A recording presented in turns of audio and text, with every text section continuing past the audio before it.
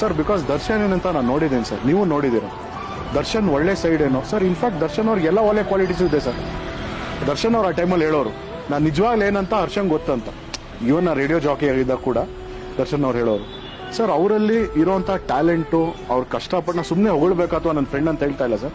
ನೀವು ನೋಡಿದಿರ ಟ್ಯಾಲೆಂಟು, ಕಷ್ಟಪಟ್ಟು ಬಂದಂತಹ ರೀತಿ, ಡೆಡಿಕೇಶನ್, ಸ್ಟ್ರೆಂತ್ ಸರ್, ಅವ್ರ ಕೇಪಬಿಲಿಟಿ ಸರ್, ಅವ್ರು ಏನ್ ತಗೊಂಡ್ರು ಮಾಡ್ತಾರೆ.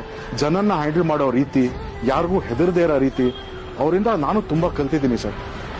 ಆಲ್ಸೋ ದರ್ಶನ್ ಎಲ್ಲೋ ಒಂದ್ ಕಡೆ ಆ ಪೀಸ್ ಆಫ್ ಮೈಂಡ್ ಕೂಡ ಹುಡುಕೋರು. ಯಾಕೆ ಎಷ್ಟೋ ಒಂದ್ಸಲಿ ಮಗ ನಾನು ಹಾಲಾಗ್ತಾ ಇದ್ದಾಗಲೇ ಖುಷಿಯಾಗಿದ್ದೆ ಮಗ, ನೆಮ್ಮದಿಯಾಗಿದ್ದೆ ಮಗ ಅನ್ನೋರು. ಅಥವಾ ಅವ್ರಿಗೆ ಪ್ರಾಣಿಗಳಿಷ್ಟ, ಗಾಡಿಗಳಿಷ್ಟ, ಮನೆಯಲ್ಲ ಫಿಶ್ ಟ್ಯಾಂಕ್ ಇರೋದಲ್ಲ, ಅದೇ ಮೀನ್ ನೋಡ್ತಾ ಕೂತಿರೋ ಸೈಲೆಂಟ್ ಆಗಿ ಅಂತ ಮೆಡಿಟೇಟಿವ್ ಸ್ಟೇಟ್ ಅಲ್ಲಿ ಧ್ಯಾನದ ತರ. ಮಗ ಇದನ್ನ ನೋಡ್ತಾ ಇದ್ರೆ ಹಾಗೆ ಮೈಂಡ್ ಸೈಲೆಂಟ್ ಆಗುತ್ತೆ ಮಗ ಅನ್ನೋರು. ತುಂಬಾ ಒಳ್ಳೆ ಮನುಷ್ಯ ಸರ್, ತುಂಬಾ ಇನ್ನೋಸೆಂಟು, ಫ್ರೆಂಡ್ಶಿಪ್ಗೆ ಅಷ್ಟು ವ್ಯಾಲ್ಯೂ ಕೊಡ್ತಾರೆ.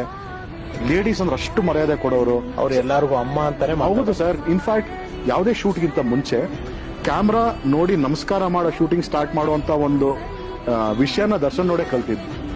ಸೊ ಬಟ್ ಈಗ ಟಚ್ ಅಲ್ಲಿ ಇಲ್ಲ, ಅಂಡ್ ಹೋಪ್ಫುಲಿ ಖಂಡಿತ ಒನ್ ಡೇ ಟಚ್ ಅಲ್ಲಿ ಬರ್ತೀನಿ. ಎಲ್ಲ ಹಲವರು ಕನೆಕ್ಟ್ ಆಗ್ತೀರಾ ನೀವು? ಹೌದು ಸರ್.